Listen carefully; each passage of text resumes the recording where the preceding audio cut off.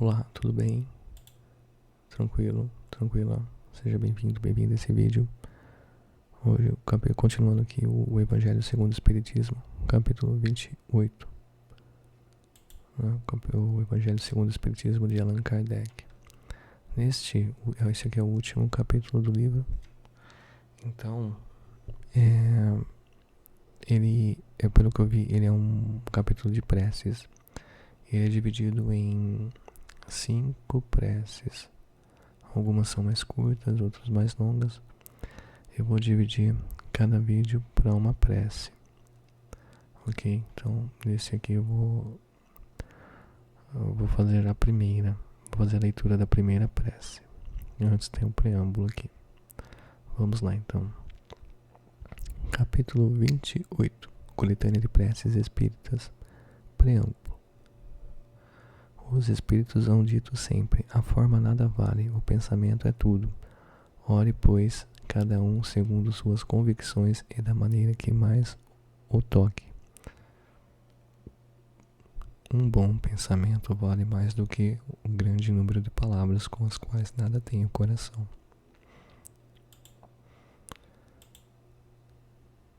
Os espíritos jamais prescreveram qualquer fórmula absoluta de preces. Quando dão alguma, é apenas para fixar as ideias e, sobretudo, para chamar a atenção sobre certos princípios da doutrina espírita.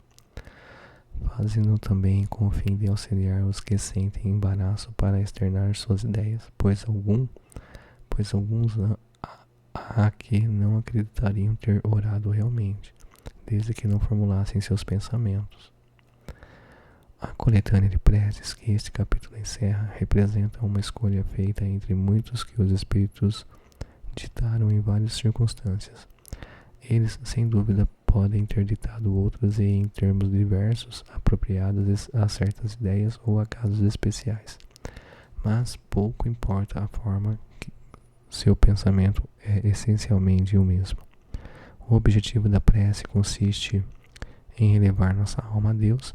A diversidade das fórmulas nenhuma diferença deve criar entre os que nele creem, nem ainda menos entre os adeptos do Espiritismo, porquanto Deus as aceita todas quando sinceras. Não há, pois, considerar esta coletânea como um formulário absoluto e único, mas apenas uma variedade no conjunto das instruções que os Espíritos ministram, e uma aplicação dos princípios da moral evangélica desenvolvidos neste livro, um complemento aos ditados deles, relativos aos deveres para com Deus e o próximo, complemento em que são lembrados todos os princípios da doutrina. O Espiritismo reconhece como boas as preces de todos os cultos, quando ditas de coração e não de lábios somente. Nenhuma impõe, nem reprova nenhuma a Deus. Segundo ele, é sumamente grande para repetir a voz que lhe suplica ou lhe entoa louvores, porque o faz de um modo e não de outro. Quem quer que lance anátema às preces que não estejam no seu formulário provará que desconhece a grandeza de Deus.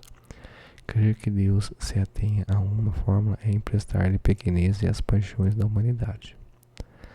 Condição essencial à prece, segundo São Paulo, é que seja inteligível a fim de que nos possa falar ao Espírito. Para isso não basta seja ditando uma língua que aquele que ora compreenda. Há preces em língua vulgar que não dizem ao pensamento muito mais do que se fossem proferidas em língua estrangeira, e que por isso mesmo não chegam ao coração. As raras ideias que elas contêm ficam as mais das vezes abafadas pela superabundância das palavras e pelo misticismo da linguagem. A qualidade principal da prece é ser clara, simples e concisa, sem fraseologia inútil, nem luxo de epitetos que são meros adornos e de lentejoulas. Cada palavra deve ter alcance próprio, despertar uma ideia, pôr em vibração uma fibra da alma. Numa palavra deve fazer refletir. Somente sob essa condição pode a prece alcançar o seu objetivo. De outro modo, não passa de ruído. Entretanto, notai com que ar distraído e com que volubilidade elas são ditas na maioria dos casos. Vêm-se lábios a mover-se, mas pela expressão da fisionomia, pelo som mesmo da voz, verifica-se que ali apenas há um ato maquinal puramente exterior, ao qual se conserva indiferente a alma. Estão divididas em 5 categorias as preces constantes nesta coletânea. Primeiro, preces gerais. Segundo, preces por aquele mesmo que ora. Terceiro, preces pelos vivos. Quarto, preces pelos mortos. Quinto, preces especiais pelos enfermos e pelos obsidiados, com o propósito de chamar de maneira especial a atenção sobre o objeto de cada prece e de lhe tornar mais compreensível o alcance. Vão todas precedidas de uma instrução preliminar, de uma espécie de exposição de motivos, sob o título de prefácio. Primeiro, preces gerais. Oração dominical. Prefácio. Os Espíritos recomendam que, encabeçando esta coletânea, puséssemos a oração dominical não somente como prece, mas também como símbolo. De todas as preces, é a que eles colocam em primeiro lugar, seja porque procede do próprio Jesus, seja porque pode suprir a todas, conforme os pensamentos que se lhe conjuguem. É o mais perfeito modelo de concisão, verdadeira obra-prima de sublimidade na simplicidade. Com efeito, sob a mais singela forma, ele resume todos os deveres do homem para com Deus, para consigo mesmo e para com o próximo. Encerra uma profissão de fé, um ato de adoração e de submissão, o pedido das coisas necessárias à vida e o princípio da caridade. Quem a diga em intenção de alguém pede para este o que pediria para si.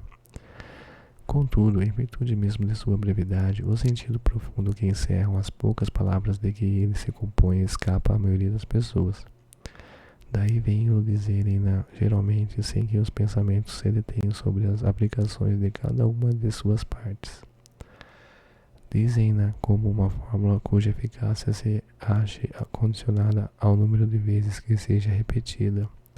Ora, quase sempre esse é um dos números cabalísticos, 3, 7 ou 9, tomados da antiga crença supersticiosa na virtude dos números, ele usa nas operações da magia. Para preencher o que de vago e conciso desta prece deixa na mente, e cada uma de suas proposições aditamos. Aconselhado pelos Espíritos, e com a assistência deles, um comentário que ele desenvolve o sentido e mostra as aplicações, conforme pois as circunstâncias e o tempo de que disponha, poderá aquele que ore dizer a oração dominical ou na sua forma simples ou na desenvolvida. A prece, aqui abrindo parênteses, a prece dominical que se refere, essa prece que ela é uma prece simples, porém aborda todos os pontos aí que uma oração poderia conter, que é o Pai Nosso, que é deixado por Jesus Cristo no Evangelho. Então aqui ele vai dividir o Evangelho em diversas partes. Aliás, o Pai Nosso. Cada parte ele traz uma explicação sobre essa prece. Então, vamos lá. Pai nosso que estás no céu, santificado seja o teu nome. Cremos em ti, Senhor, porque tudo revela o teu poder e a tua bondade. A harmonia do universo dá testemunho de uma sabedoria, de uma prudência e de uma previdência que ultrapassam todas as faculdades humanas. Em todas as obras da criação, desde o raminho de erva minúscula e o pequeno inseto até os astros que se movem no espaço, o nome se acha inscrito de um ser soberanamente grande e sábio. Por toda a parte que nos depara a prova de paternal solicitude. Cego, portanto, é aquele que não te reconhece nas tuas obras, orgulhoso aquele que não te glorifica, e ingrato aquele que não te rende graças. Segundo, venha o teu reino. Senhor, deste aos homens leis plenas de sabedoria que lhes dariam a felicidade se eles a cumprissem.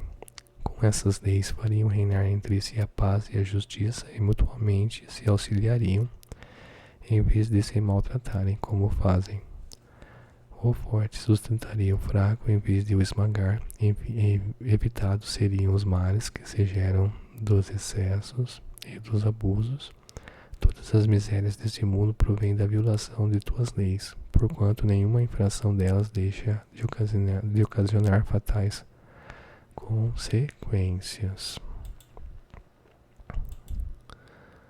Desde o ao bruto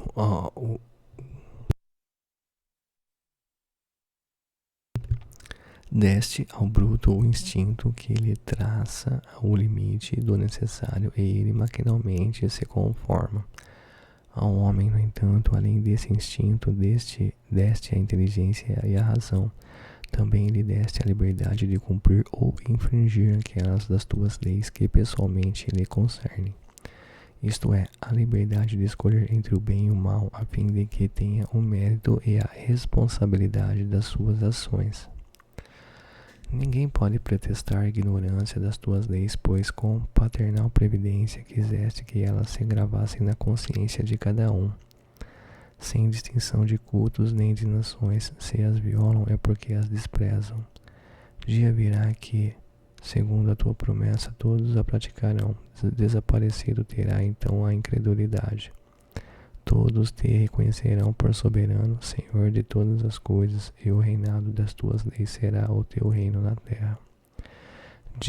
Digna-te, Senhor, de apressar-lhe o advento, outorgando aos homens a luz necessária que a conduza ao caminho da verdade.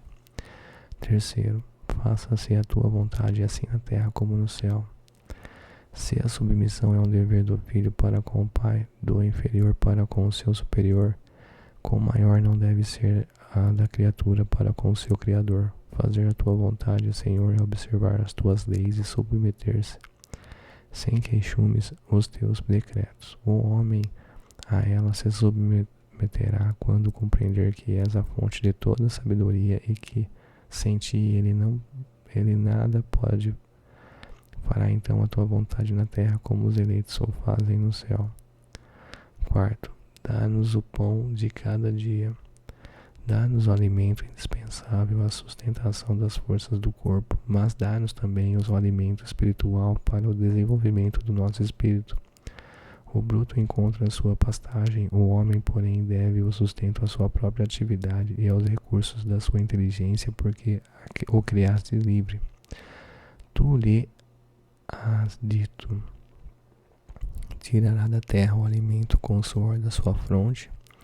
Desse modo fizeste do trabalho para ele uma obrigação, a fim de que exercitasse a inteligência na procura dos meios de prover suas necessidades e ao seu bem-estar, uns mediante o labor manual, outros pelo labor intelectual. Sem o trabalho, ele se conservaria estacionário e não poderia aspirar à felicidade dos espíritos superiores.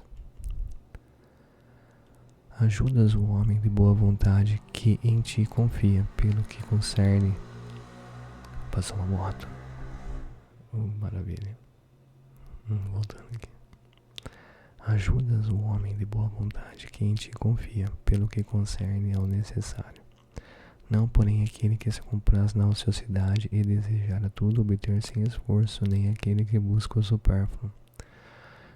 Quantos e quantos sucumbem por culpa própria, pela sua incúria, pela sua imprevidência ou pela sua ambição, e por não terem querido contentar-se com o que lhes havias concedido. Esses são os artífices do seu infortúnio e carecem do direito de queixar-se, pois que são punidos naquilo em que pecaram. Mas nem a esses mesmos abandonas, porque és infinitamente misericordioso. As mãos que lhe estendes para socorrê-los, desde que, como o filho pródigo, se voltem sinceramente para ti. Antes de nos queixarmos da sorte, inquiramos de nós mesmos se ela não é obra nossa. A cada desgraça que nos chegue, cuidemos de saber se não teria estado em nossas mãos evitá-la. Consideremos também que Deus nos outorgou a inteligência para tirar-nos do lameiro e que de nós depende o modo de a utilizarmos. Pois que a lei do trabalho se acha submetido o homem na terra, dá-nos coragem e forças para Obedecer a essa lei dá-nos também a prudência, a previdência e a moderação, a fim de não perdermos o respectivo fruto. Dá-nos, pois, Senhor, o pão de cada dia, isto é, os meios de adquirirmos pelo trabalho as coisas necessárias à vida, porquanto ninguém tem o direito de reclamar o supérfluo. Se trabalhar nos é impossível, a tua divina providência nós confiamos. Se está nos teus desígnios experimentar-nos pelas mais duras provações, malgrado aos nossos esforços, aceitamo-las como justa expiação das faltas que tenhamos cometido nesta existência ou noutra anterior, porquanto és justo. Sabemos que não há penas imerecidas e que jamais castigas sem causa. Preserva-nos, ó meu Deus, de invejar os que possuem o que não temos, nem mesmo os que dispõem do supérfluo, ao passo que a nós nos falta o necessário. Perdoa-lhes se esquecem a lei da caridade e de amor do próximo que lhes ensinaste.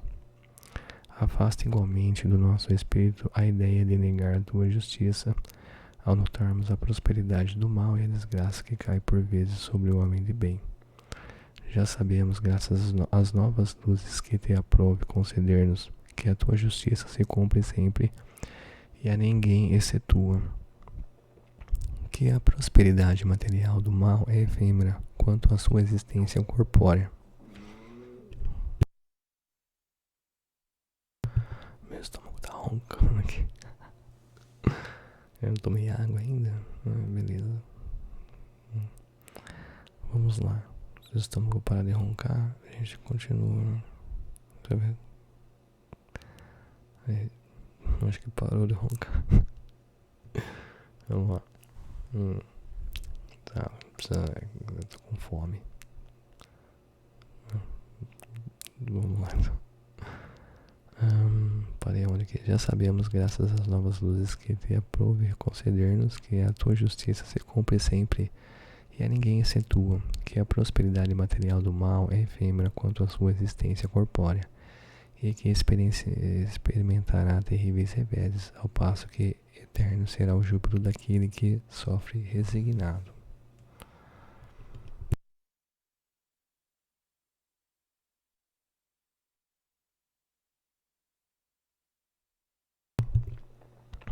Bom, vamos lá. Quinto, perdoa as nossas dívidas, como perdoamos os que nos devem. Perdoa as nossas ofensas, como perdoamos aos que nos ofenderam.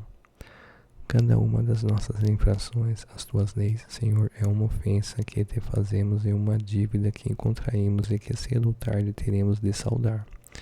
Rogamos-te que nos perdoes pela tua infinita misericórdia, sob a promessa que te fazemos de empregarmos os maiores esforços para não contrair outras. Tu nos impusestes por lei expressa a caridade, mas a caridade não consiste apenas em assistirmos os nossos semelhantes em suas necessidades. Também consiste no esquecimento e no perdão das ofensas. Com que direito reclamaríamos a tua indulgência se dela não usássemos para com aqueles que nos hão dado motivo de queixa? Concede-nos, ó meu Deus, forças para apagar a nossa alma todo o ressentimento, todo o ódio e todo o rancor. Faze que a morte não nos surpreenda, guardando nós no coração desejos de vingança. Se te aprover tirar-nos hoje mesmo deste mundo, faze que nós possamos apresentar diante de ti, puros de toda animosidade, a exemplo do Cristo, cujos últimos pensamentos foram em prol dos seus algozes. Constituem parte das nossas provas terrenas as perseguições que os maus nos infligem.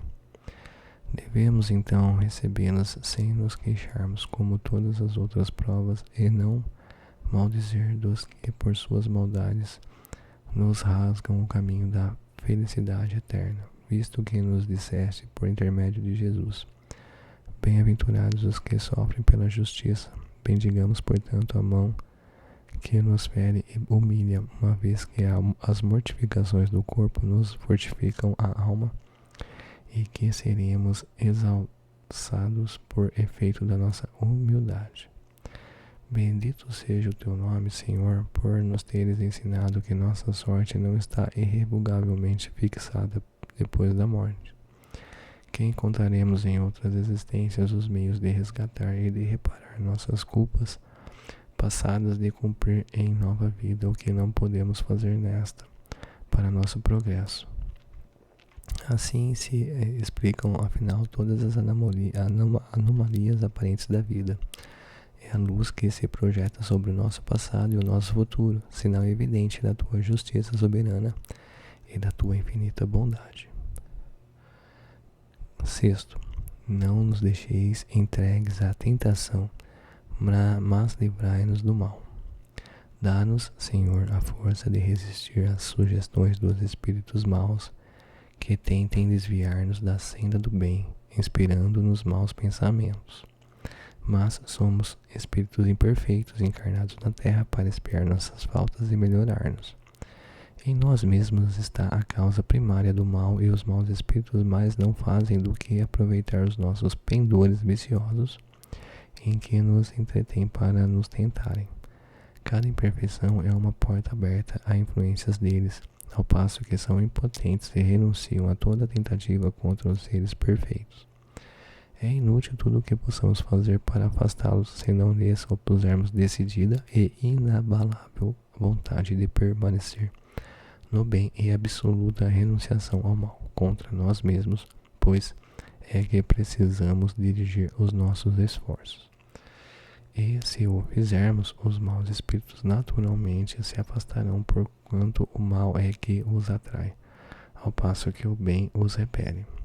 Veja-se aqui adiante, entre parênteses, veja-se aqui adiante preces pelos obsidiados. Senhor, ampara-nos em nossa fraqueza, inspira-nos pelos nossos anjos guardiões e pelos bons espíritos a vontade de nos corrigirmos de todas as imperfeições, a fim de obstarmos aos espíritos maus o acesso à nossa alma. O mal não é obra tua, Senhor, porquanto o manancial de todo o bem nada de mal pode gerar. Somos nós mesmos que criamos o mal, infringindo as tuas leis e fazendo mau uso da liberdade que nos outorgaste. Quando os homens as cumprirmos, o mal desaparecerá da terra, como já desapareceu de mundos mais adiantados que o nosso. O mal não constitui para ninguém uma necessidade fatal, ele só parece irresistível aos que nele se comprazem. Desde que temos vontade para o fazer, também podemos ter a de praticar o bem, pelo que, ó meu Deus, pedimos a tua assistência e a dos espíritos bons, a fim de resistirmos à tentação. Sétimo, assim seja. Praza-te, Senhor, que os nossos desejos se efetivem, mas curvamo-nos perante a tua sabedoria infinita, que em todas as coisas que nos escapam a compreensão se faça a tua santa vontade e não a nossa, pois somente queres o nosso bem e melhor do que nós sabes o que nos convém. Dirigimos-te a esta prece, ó Deus, por nós mesmos e também por todas as almas sofredoras, encarnadas e desencarnadas, pelos nossos amigos e inimigos, por todos os que solicitem a nossa assistência, em particular aí você fala o nome da pessoa. Por todos suplicamos a tua misericórdia e a tua bênção.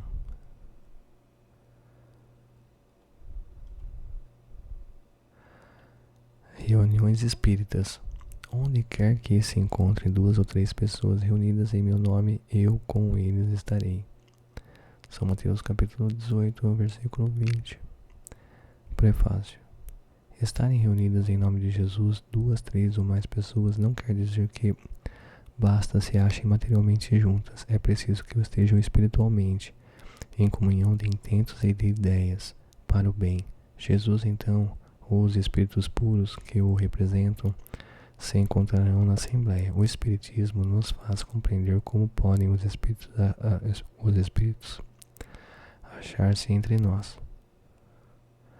Comparecem com seu corpo fluídico ou espiritual e sob a aparência que nos levaria a reconhecê-los, se tornassem visíveis. Quanto mais elevados são na hierarquia espiritual, tanto maior é neles o poder de radiação.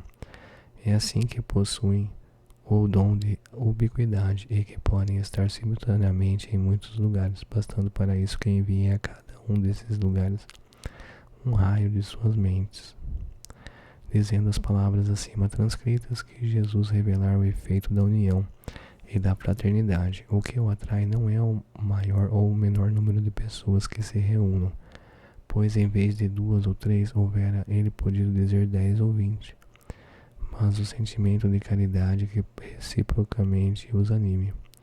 Ora, para isso basta que elas sejam 2. Contudo, se essas 2 pessoas oram cada uma por seu lado, embora dirigindo-se ambas a Jesus, não há entre elas comunhão de pensamentos, sobretudo se ali não estão sob o influxo de um sentimento de mútua benevolência. Se olham com prevenção, com ódio, inveja ou ciúme, as correntes fluídicas de seus pensamentos, longe de se conjugarem por um comum impulso de simpatia, repelem-se. Nesse caso, não estarão reunidas em nome de Jesus, que então não passa de pretexto para a reunião, não o tendo esta por verdadeiro motivo. Isso não significa que ele se mostre surdo ao que ele diga uma única pessoa. E se ele não disse, atenderei a todo aquele que me chamar. É que, antes de tudo, exige o amor do próximo, e desse amor mais provas podem dar-se quando são muitos os que exoram, com exclusão de todo sentimento pessoal e não um apenas. Segue-se que, se numa assembleia numerosa somente 2 ou 3 pessoas se unem de coração pelo sentimento de verdadeira caridade, enquanto as outras se isolam e se concentram em pensamentos egoísticos ou mundanos, ele estará com as primeiras e não com as outras. Não é, pois, a simultaneidade das palavras, dos cânticos ou dos atos exteriores que constitui a reunião em nome de Jesus, mas a comunhão de pensamentos em concordância com o espírito da caridade que ele personifica. Tal o caráter de que devem revestir-se as reuniões espíritas sérias, aqueles em que sinceramente se deseja o concurso dos bons espíritos. Sexto, a prece para o começo da reunião. Ao Senhor Deus Onipotente suplicamos que envie para nos assistirem espíritos bons, que afaste os que não nos possam induzir em erro e nos conceda a luz necessária para distinguirmos da impostura e a verdade. Afasta igualmente, Senhor, os espíritos malfazejos, encarnados e desencarnados, que tentam lançar entre nós a discórdia e desviar-nos da caridade e do amor ao próximo. Se procurarem alguns deles introduzir-se aqui, quase não achem acesso no coração de nenhum de nós. Bons espíritos, que vos dignais de vir instruir-nos, tornai-nos dóceis aos vossos conselhos, preservai-nos de toda ideia de egoísmo, orgulho, inveja e ciúme, inspirai-nos indulgência e benevolência para com os nossos semelhantes, presentes e ausentes, amigos ou inimigos. Fazei em suma que, pelos sentimentos de que nos achemos animados, reconhecemos a nossa influência salutar. Dai aos médios que escolherdes para transmissores dos vossos ensinamentos consciência do mandato que lhes é conferido e da gravidade do ato que vão praticar, a fim de que o façam com o fervor e o recolhimento precisos. Se em nossa reunião estiverem pessoas que tenham vindo impelidas por sentimentos outros que não os do bem, abre-lhes os olhos à luz e perdoai-lhes como nós lhes perdoamos, e se trouxerem malévolas intenções. Pedimos especialmente ao Espírito, aqui você fala o nome do seu guia espiritual, que nos assista e nos vele. Para o fim da reunião, agradecemos aos bons espíritos que se dignaram de comunicar-se conosco e rogamos que nos ajudem a pôr em prática as instruções que nos deram e façam que, ao sair daqui, cada um de nós se sinta fortalecido para a prática do bem e o amor ao próximo. Também desejamos que as suas instruções aproveitem aos espíritos sofredores, ignorantes ou viciosos que tenham participado da nossa reunião e para os quais imploramos a misericórdia de Deus. Para os médiuns, nos últimos tempos, diz o Senhor, difundirei do meu espírito sobre toda a carne. Vossos filhos e filhas profetizarão, vossos jovens terão visões e vossos velhos sonhos. Nesses dias difundirei do meu espírito sobre os meus servidores e servidoras, e eles profetizarão. Atos, capítulo 2, versículo 17 e 18. Prefácio. Quis o Senhor que a luz se fizesse para todos os homens e que em toda parte penetrasse a voz dos Espíritos, a fim de que cada um pudesse obter a prova da imortalidade. Com esse objetivo é que os Espíritos se manifestam hoje em todos os pontos da Terra, e a mediunidade se revela em pessoas de todas as idades e de todas as condições, nos homens como nas mulheres, nas crianças como nos velhos. É um dos sinais de que chegaram os tempos preditos. Para conhecer as coisas do mundo visível e descobrir os segredos da natureza material, outorgou Deus ao homem a vista corpórea, os sentidos e instrumentos especiais. Com o telescópio, ele mergulha o olhar nas profundezas do espaço, e com o microscópio descobriu o mundo dos infinitamente pequenos. Para penetrar no mundo invisível, deu-lhes a mediunidade. Os médiuns são os intérpretes incumbidos de transmitir aos homens os ensinos dos espíritos.